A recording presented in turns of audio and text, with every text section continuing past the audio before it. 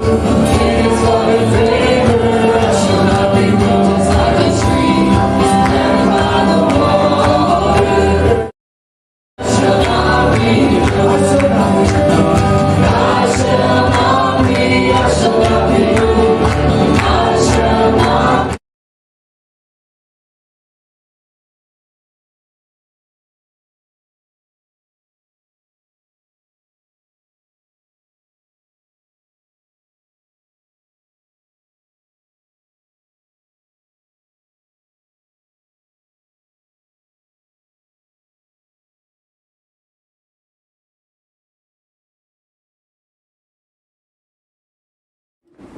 Pastor.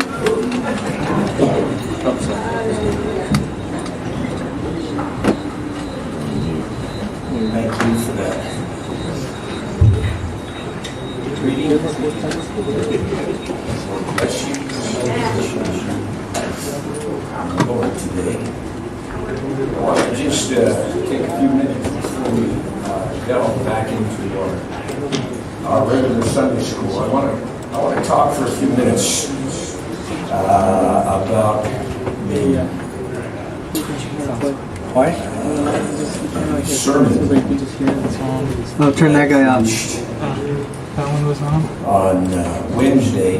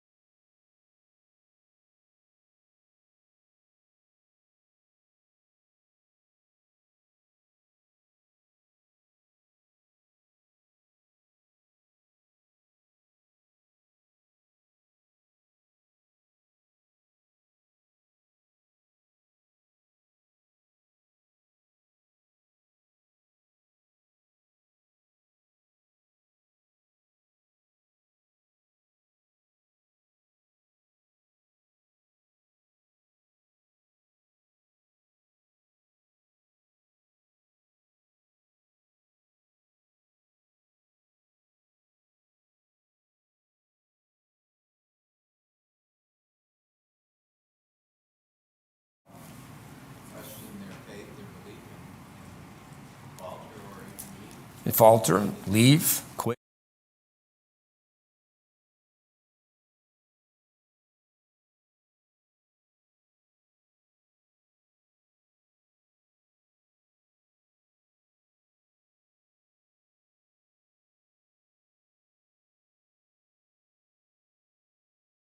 Jesus taught in the parables of the sower in Matthew chapter 13. He taught that there were some that received it upon stony ground. And in stony ground, it's not just that there's, like New England, we have a lot of rocks in the soil. That's not really the picture. In the Middle East, in Palestine, there were tables or ground levels in the soil of limestone. And so you may have a very thin top layer of topsoil. The seed can go into that, and it germinates really quick, and it can start off. It looks like it's doing great, but underneath that inch or so, or a couple inches of topsoil, there is a shelf, impenetrable barrier of limestone that the seed would be blocked, and so therefore the roots didn't have the capacity to be put down deep and down deep, and thereby gain a good grip. And so then the sun would come up, and the consequence of the intense beating of the sun is that they wither, and they don't have the root. They don't have the capacity to withstand the heat. And I use that expression in my sermon in Prescott, is that if you can't stand the heat, get out of the kitchen. This is just a expression of Pastor Mitchell's about discipleship. You want to be involved in ministry, you're going to take some hits. There's no freebies. There's no such thing as everyone thinks you're wonderful. I have a little saying, they love you until they, you know that saying, they love you until they don't. And you can laugh or have a grin or whatever, but wait till you're on the receiving end. And so you were appreciated and so forth, and then all of a sudden somebody turns on you, and it's a very difficult thing to navigate. I thought David said, we took bread at my house. We had fellowship together. We went to the house of God together, and it was you, my own familiar friend, my equal. In other words, his counselor Ahithophel. And does anybody have any idea why Ahithophel turned on David? Does anyone remember? Bill? Yeah. So there's always, listen to me, always connections, reasons. Nobody does anything in a vacuum. There's always something that's moving, and so that's why you want to get the facts before the facts get you. So anyway, the point is that tragedy, the truth is we're connected. No one dies to himself. No one lives to himself. And we're like dominoes. There's something over here can happen, and then it causes something over here to be affected. So, but anyway, we're to the point is that the Hebrew Christians, a number of them were saying, listen, I can't stomach this. I can't handle this. This is too intense. I never thought this was going to be what happens. And so they're bailing out. And so one of the things that Paul uses, or the writer of Hebrews, there's some speculation, could have been Barnabas, it could have been Apollos, it could, maybe Timothy. There's other suggestions for Hebrews. Personally, if you wanted to ask me, I believe it's Paul. I believe Paul adjusted. He wrote differently to his own people than he did to the Gentiles, and so I think that explains some of the differences in the writing. But anyway, he's saying, look, would you consider that God uses circumstances, God uses people, God uses trials, and even confronts us with pain and situations to bring out, We have that story of Job, and we're just about, aren't you glad that we're getting at the end of Elihu's mouth? If you're following me, you know exactly what I'm talking about. Elihu, you young buck, you should have shut up. You've been a wiser man. You mouth, oh yeah, now it's your turn to kick the guy when he's down. I got it. And so, you know, what you're going to find, and look for this. God didn't allow Satan to goad him. Oh, like the devil's up there and he's poking God. And then God said, oh, God, okay, well then let's just, you know, you provoked me, so I'm going to, let's let Job be the, the experiment. No. Job was the righteous man that had to be humbled from self-righteousness. God said, there's none like him in the earth. He's got a standing, man, that is incredible. But you're going to find in the dealings of God, when God starts to pepper him with about 148 and might be 152 questions. So after Elihu stops, and thank God for mercy, stop. And then now God comes in the whirlwind and says, rise up, Job, and talk to me now. But where were you when I laid the foundation? Where were you when I hung the stars? Where were you when I brought the snow out of the tree? Where were you?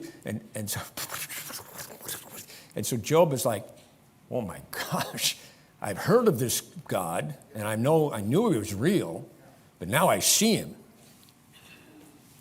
I hate myself. So that would tell us that when we really do get really, I say really, in the presence of God, that all the stuff is removed and we really see him as he is, we are going to be, you're really going to be mindful. You need mercy. But in it, God begins to speak about Leviathan, the king of pride.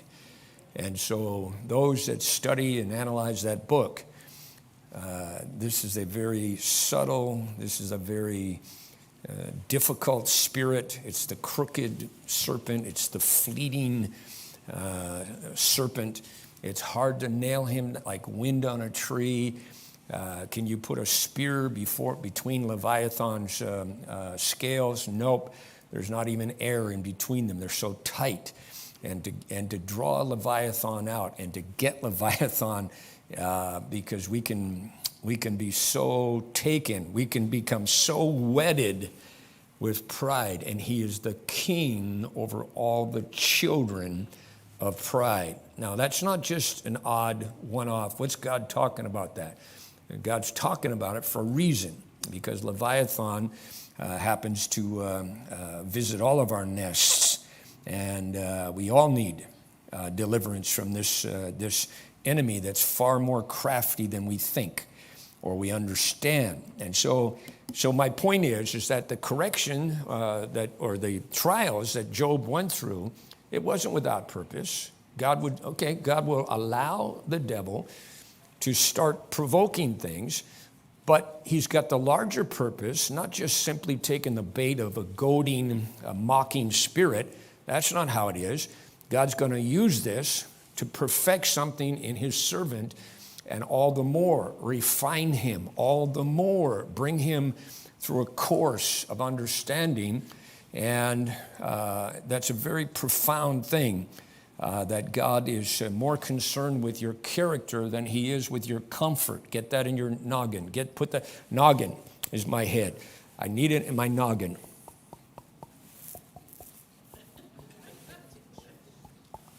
There's different notes in that noggin, by the way. And so I need the help of God to become the man that I could become, should become, have the potential to become. It's not going to happen without God's, he's the potter and we're the clay. Can we agree? So sometimes when you're in a funk, or I call it the rock tumbler of, I'm not liking this. Where's the exits? Can we say time out? Can we have a break? Can Can we catch a blessing in between all that? And so sometimes you're getting corrected by these circumstances. I walked with pleasure. I walked a mile with pleasure. She chatted all the way. But nothing was gained when I and pleasure walked the way. And I'm just paraphrasing. I walked a mile with sorrow. Nary a word said she, but oh, the things I learned when sorrow walked with me. Why? Why? Because it causes us to become reflective. Most of us are running probably 10 times too fast as it is, chicken with his head cut off, running around. And sometimes the sorrow of life, and that's why Ecclesiastes says it's better to go in the house of mourning than the house of mirth, because you need to reflect about your end. Sometimes when you're all giddy and blessed, you're not thinking right. You're like intoxicated. But now when you're sober and you're thinking, wow, yeah, that could be me. I could be dead. I could be in a very serious situation. And that causes you to think. And it's just been my observation, just to throw this out. My observation, when people get hurt, in danger, close to death, I've had many people call me and ask for forgiveness. Even if they didn't need it.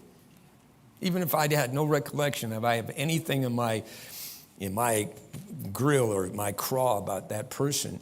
Isn't that interesting? When you're about to step into eternity, you think, am I straight with everybody?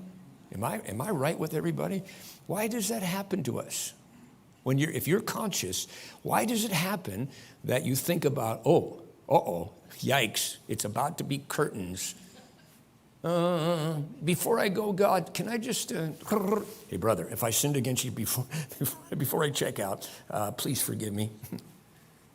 I don't know if you've had that happen. I have. Maybe it's just because I'm a pastor. But anyway, the point is, I've had a number of people, years and years, and that's the other thing, years and years go by. But the point that we're after here is that correction is a part of the Christian life. Look in verse 2. So having Paul gets through Hebrews Hall of Fame, Faith Hall of Fame, he brings us to chapter 12. He reiterates we're compassed or encircled round about with this great cloud of witnesses. So, let us lay aside every weight and the sin which does so easily beset us.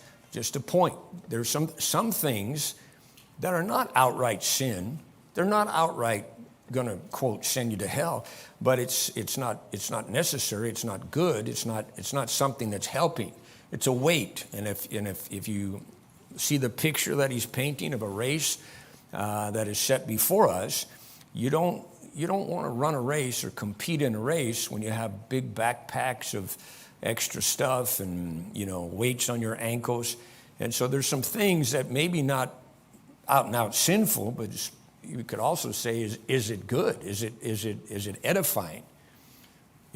So those are things that can trip you up and weigh you down. So then he talks about the sin that so easily besets us, and that does that mean that? What does that mean? Let me just ask that. What does it mean, the sin that so easily besets us? What does that mean? Somebody get some Starbucks. Carl?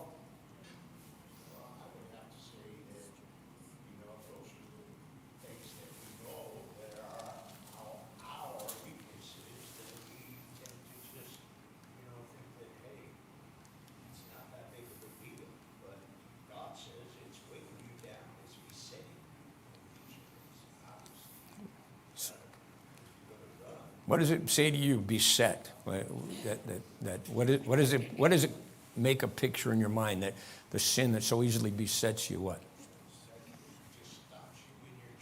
Okay. It has the capacity to restrain you.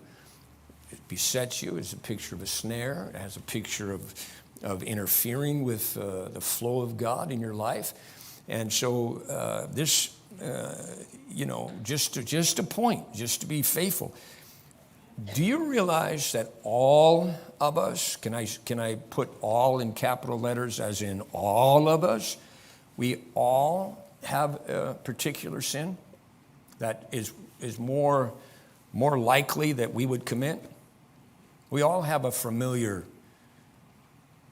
fallback into sin and weakness along certain vulnerability along certain lines. And so there's you don't think, oh, I got saved, been saved 20 years.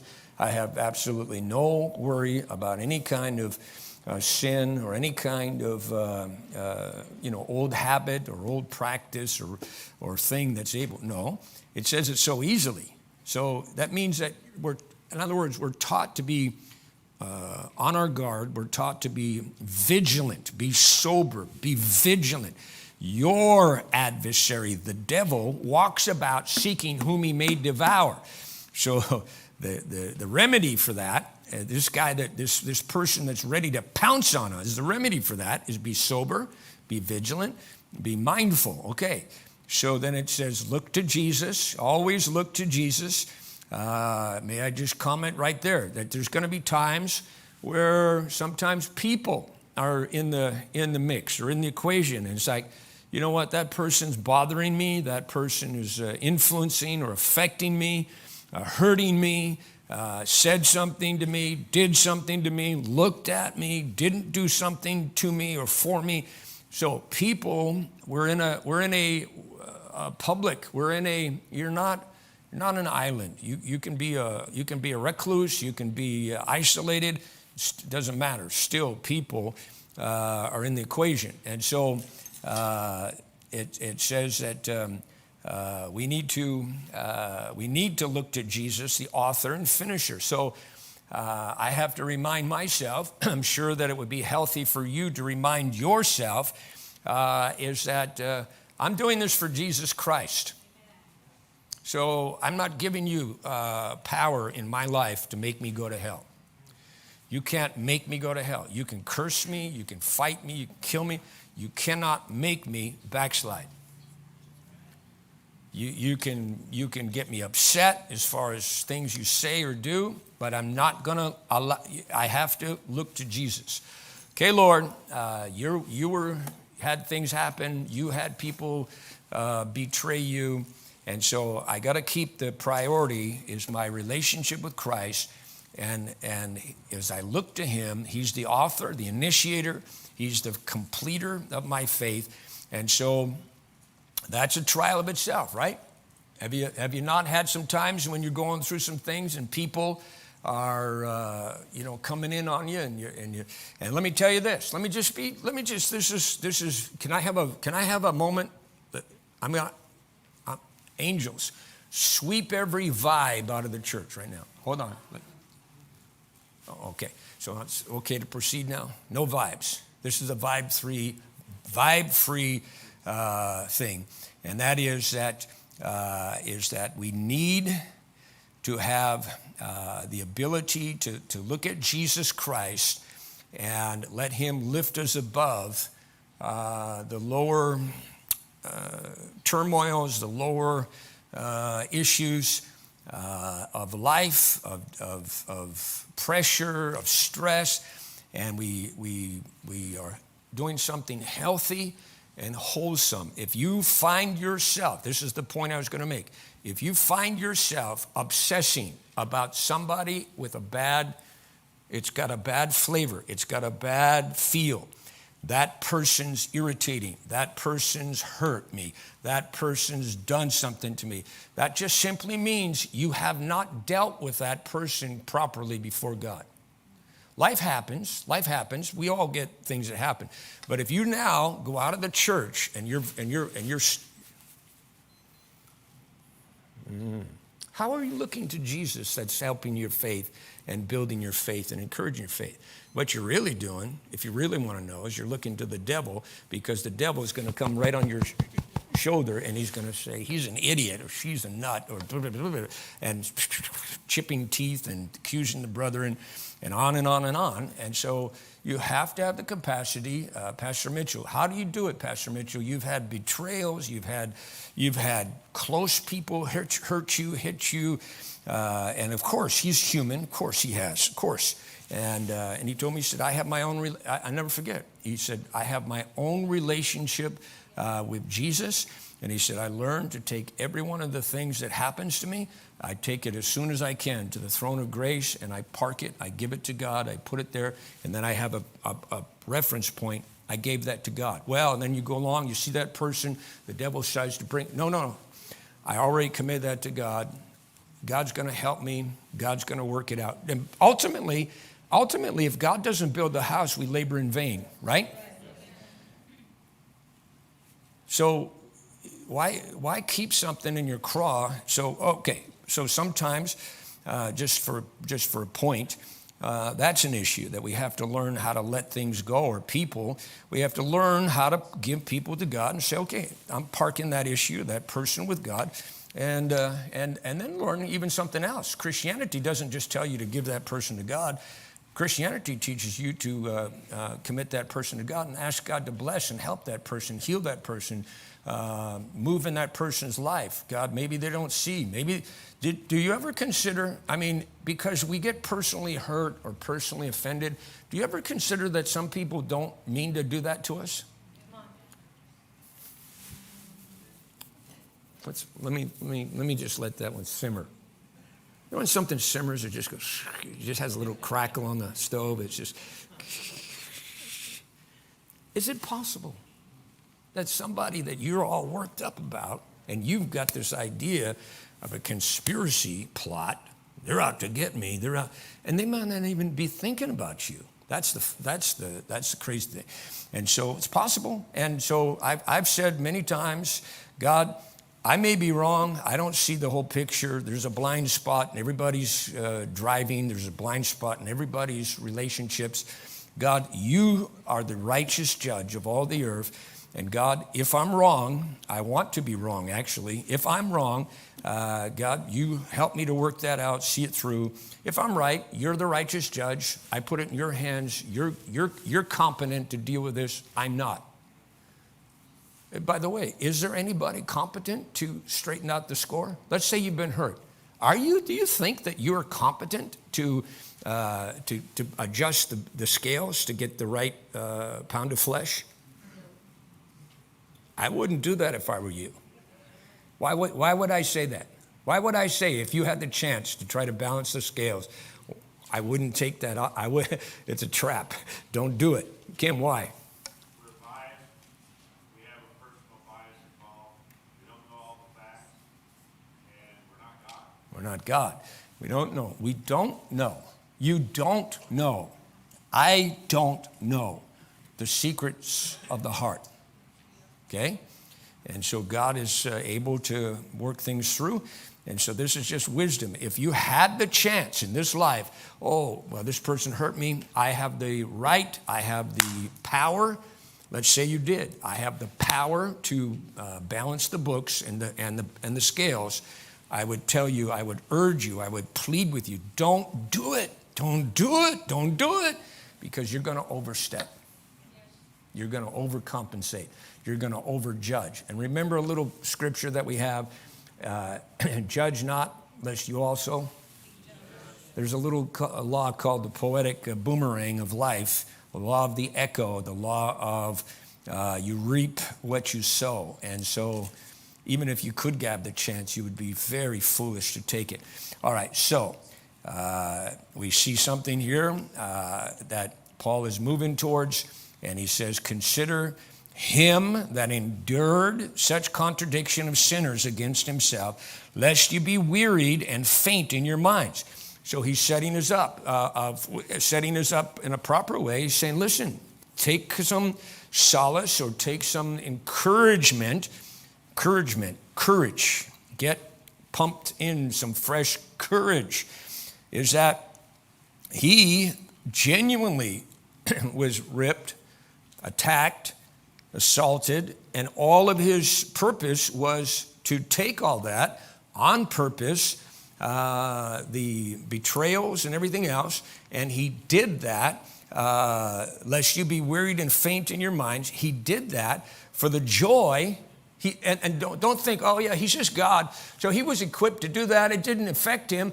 You know, I would say something that Jesus, as the perfect man, was acutely more in touch with feelings and with the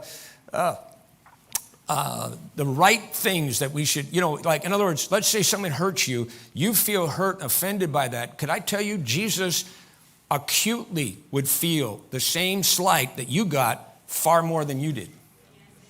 Because he's perfect man. We're all dulled out. We're all, you know, our gears have already been, so we don't have anywhere near the consciousness, the acuity or the sharpness.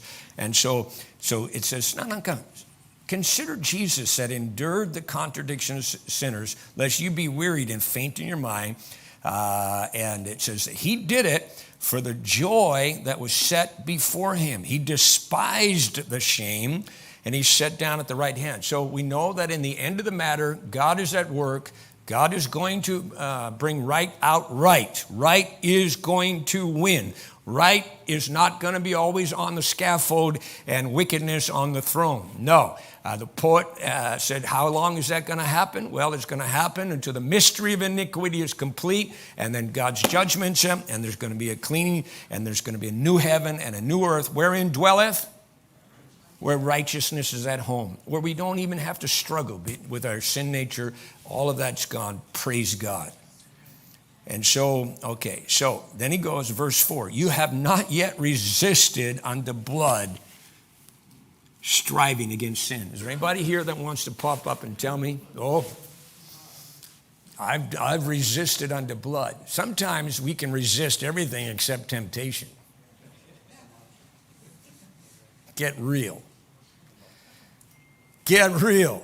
Some people can't. You tell some people to have a fasting season, and immediately when I say even announce a fasting, they get hungry and they reach in their pocket for their candy bar.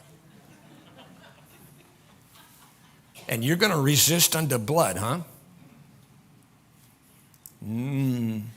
So the apostle says, listen, you know, he said, you haven't resisted.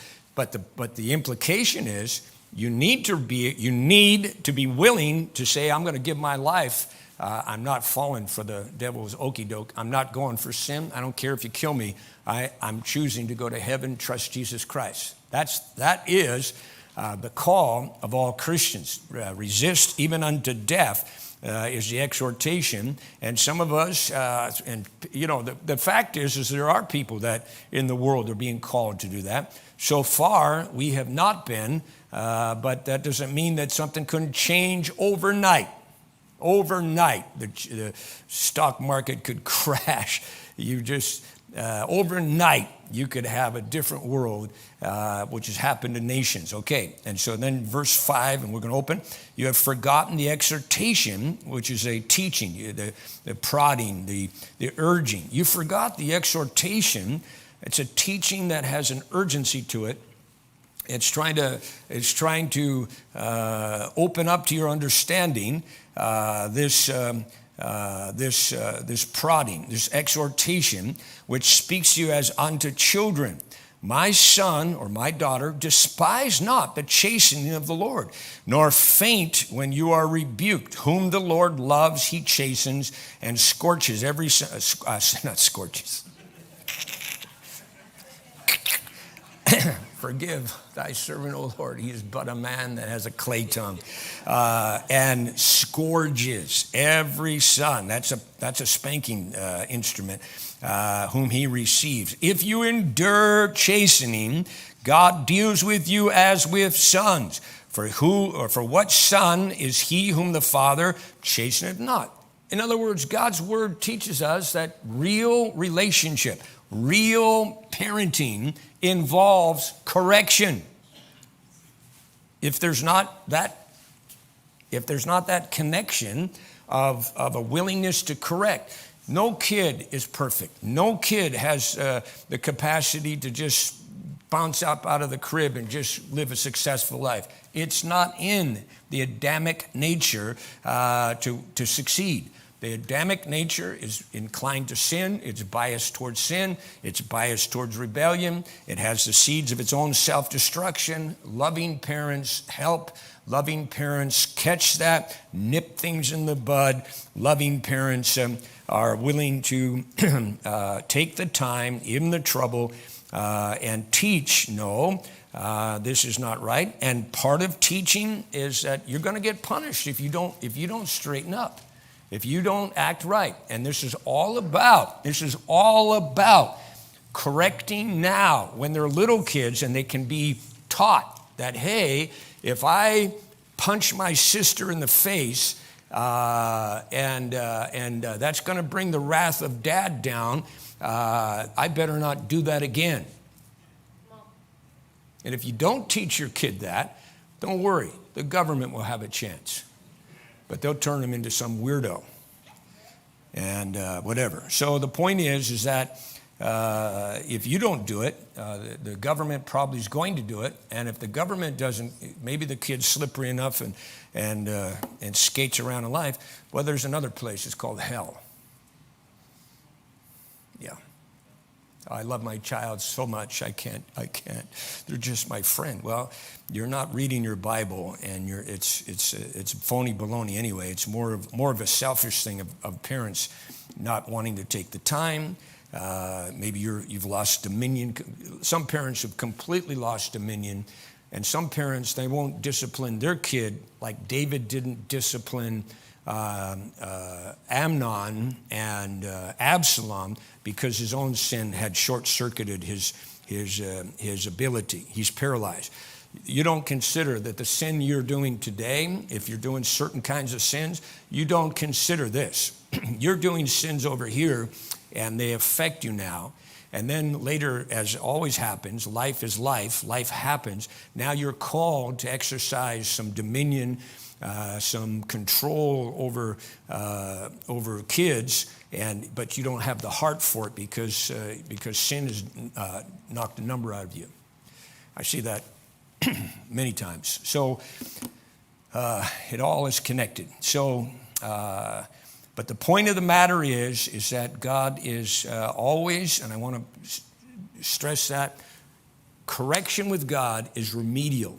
Remedial. What's that word mean? Remedial. Lest anyone doesn't pick it up. Kevin? There's an end in mind, and the goal is actually for you to come out better, more like Christ. There's a remedy. He's looking to try and change us. It's not just because he has nothing better to do. Yeah, I had to take remedial English one time in college. Remedial English. I'd smoked too many reefers in high school and didn't listen to Miss Bullis and the laws of the little blue book that she passed out. And so I had to have a class of remedial English where I had to go back and learn the basics. See, that's a good picture. If you don't learn when you're supposed to, some point in time, you're going to have to go back anyway. So a wise person just says, I might as well just do this now and do it right so I don't have to waste time. Okay, so remedial, to help us, not to hurt us.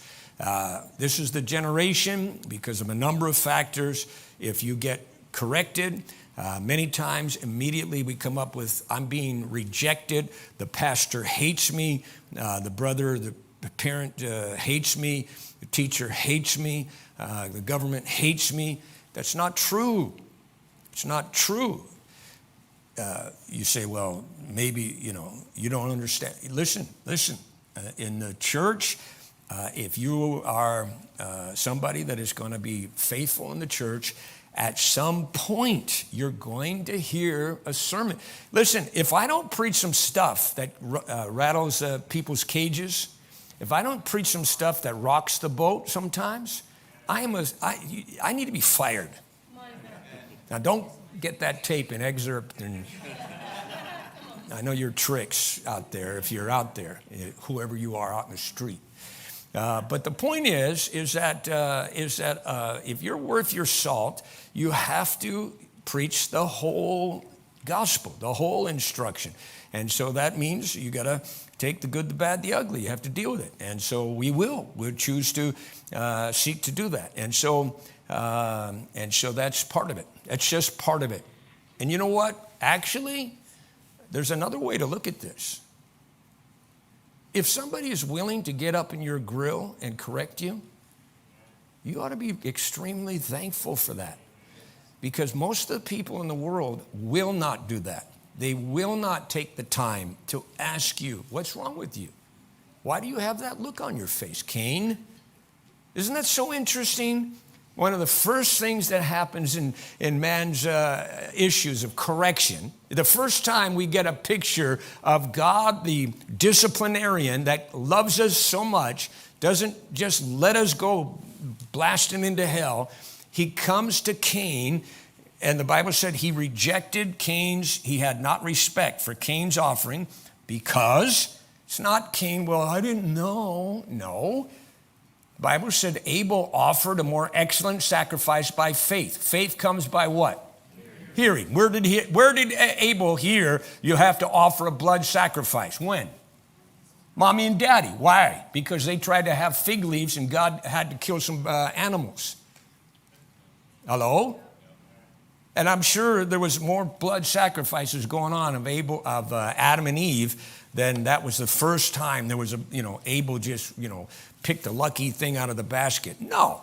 And so the point is that God comes to Cain, and let's all turn back just for our enlightenment. Let's go to Genesis. It is such an interesting thing. Somebody help me out and read for me verse 5 of Genesis chapter 4. And then, let's just get verse 5 first, but keep your finger there. Ron, go ahead. But unto Cain and to his offering he had not respect. And Cain was very wroth, and his countenance fell. Okay, in one flavor of that, God turned his face away. So there was a clear disapproval. That's not getting my smile. That's not getting my thumbs up. It's not an acceptable offering. So you're wrong, Miss, when you say, well, I'm sincere and I offered something, I did something for God. Well, sincerity is not, it's not the basis. By the way, go to the pharmacy and try that law with the pharmacist. Well, he was sincere when he mixed arsenic. He was sincere. He thought he was doing something good. But he didn't. If he mixed arsenic into your little tablet for your medical regimen, so what if he's sincere? He's sincerely wrong, and now you're sincerely dead. Hello. So sincerity is not the basis. And people argue with me all the time. I'm sincere. God knows my heart. Yeah, but God also knows that all of our hearts are deceitful and desperately wicked. Who can know it? So we have to have God's help just to even get to first base. And so Cain, when he doesn't get, and in my mind, I have such a conviction that Cain thought he was little Lord Fauntleroy. He thought that he was because Cain means acquired. Eve, mama, like sometimes moms can do this. Oh, he's the answer of my dreams, and so what's interesting names, because Cain means acquired of the Lord.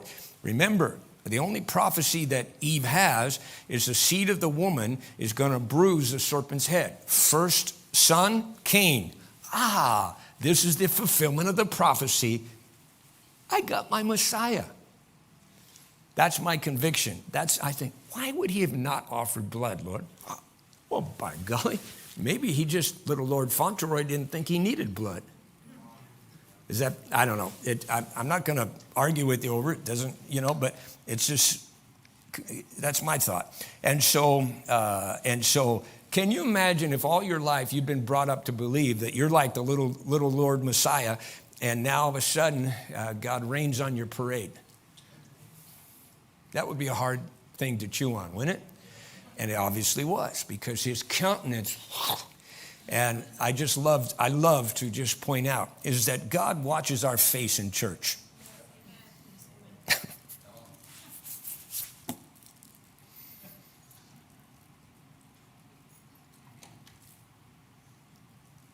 I don't want to talk about it anymore. Folks, it could be construed as a cheap shot, but over the years, when somebody wants to telegraph,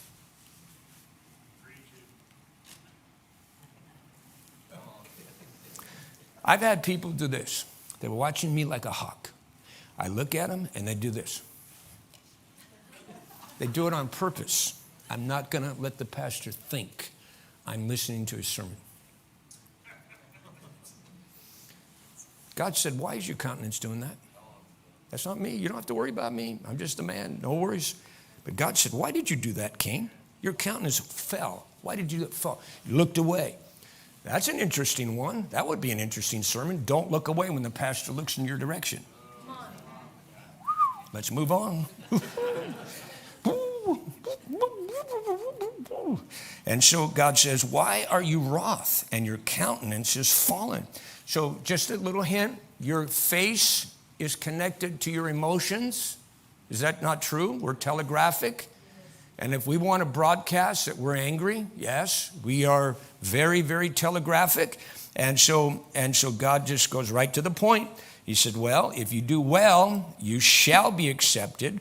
And if you do not well, sin lies at the door. Hey, Cain, I don't have a problem with you, Cain. I'm not against you. I'm not trying to line you up to send you to hell. I'm not trying to rain on your parade. But you're not going to impose your will, your choices. Oh, this is the way I choose to serve you, God. And you better darn well like it. Guess what? You're not the Lord. I'm not the Lord. He's the Lord. He has the right to say what pleases and what displeases, and what is acceptable and what's not acceptable. Come on. And if we'll be like right in our heart, of course that we should know that. We do know that in our heart of hearts. And so if you do right, do right. Do right. What's so hard about that? I've had times when brothers have said to me, "What's the big deal? Just humble yourself." You know, Pastor Mitchell doesn't know all. Pastor Mitchell doesn't know all the facts. No kidding. But it's just like your mom when she spanked you when Peter did the dirty deed, and you cried to your mom and like, you know, Mom, but I didn't do it. And Mom says, "Yeah, well then that's for all the times I should have got you that I didn't." And the reason why I always get a little laughter out there is because nervously we know it's true. None of us have been rewarded according to your iniquity. And if you think you have, then why don't you just pray that way to God right now? Who wants me to lead you in a prayer? God, I have done everything right and uprightly and everything that you have commanded and want. And Lord, reward me accordingly. I wouldn't do that if I were you.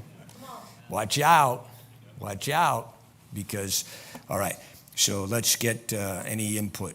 Anybody if you do right, you're well. If not, sin is at the door and it's ready to pounce. And you are supposed to get the rule over him, okay? Anybody have a thought about that? That correction is not rejection. Correction is remedial. It's to bring us back online. It's to set the broken arm. It may hurt. The doctor may have to hurt you.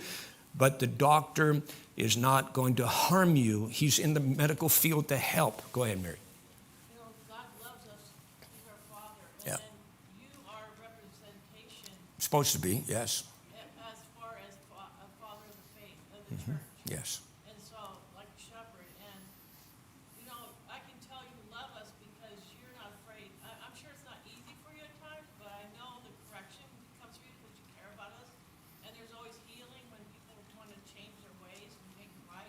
But like, you know, kind of like example, like when I was younger, growing up, my father spanked us. There was 9 children. My mother, like you're saying about, you know, somebody coming in and coddling somebody, oh, you poor thing, you know.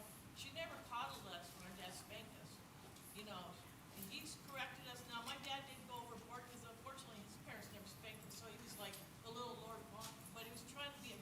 Yeah. and staying with children. So when my parents divorced when I was 10, I remember exactly where I was and thinking, and I still have the feelings of thinking, I wish Dad was here because I really need spanking. I know Whoa. Get the microphones over this lady. I wish, what? I wish my dad was still around because I wish Oh, I could okay. get spanked Yeah. because I don't have boundaries. I Yeah. feel like I had no more boundaries. No, I get it. My mother had to work and there was nobody home when I Yeah. came home from school and the house was chaos. Yep. And I was like, I hated going home because there was fighting, there was chaos. Yep. Dad wasn't going to come home anymore. They knew it and they were getting away from murder. And I was like, that's kind of like makes me think of the church. If you don't have a father figure in the church, a shepherd, the church is going to be crazy. Yeah. So a lot of stuff, Mary, that we'd like to highlight there.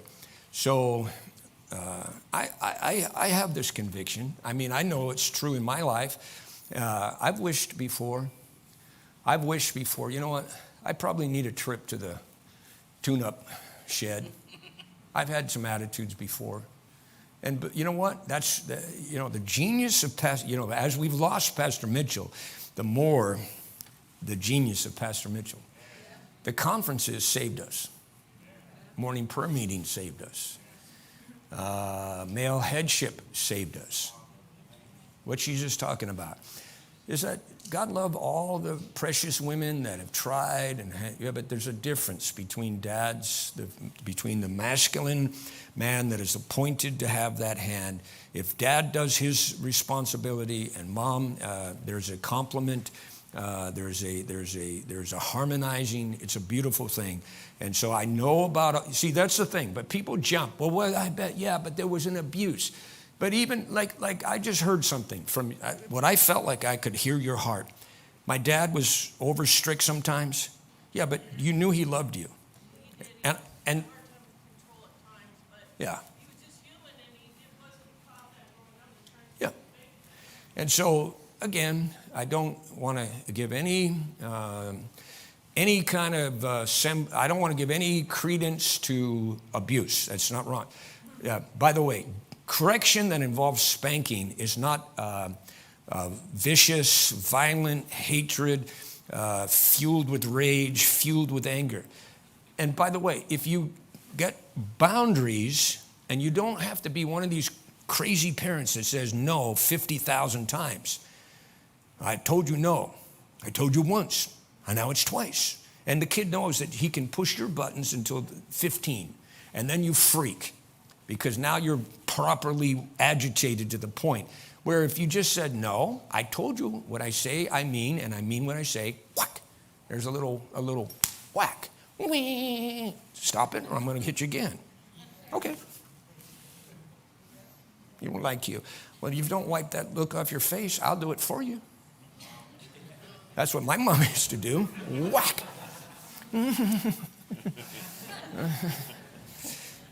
Don't hit Bosco.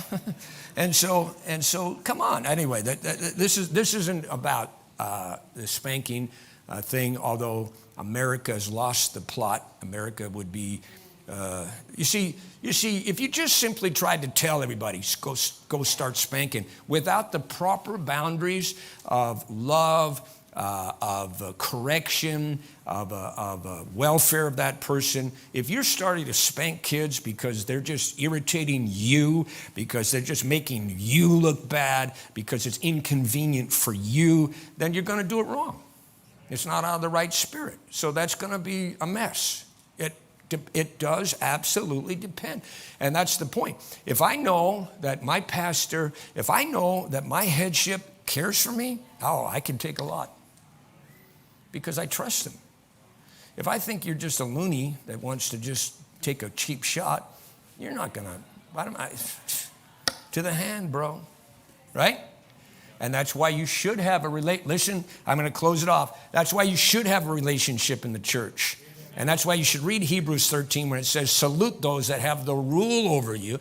It's your responsibility to come. I'm not saying every time you have to come and kiss up. I'm not saying that.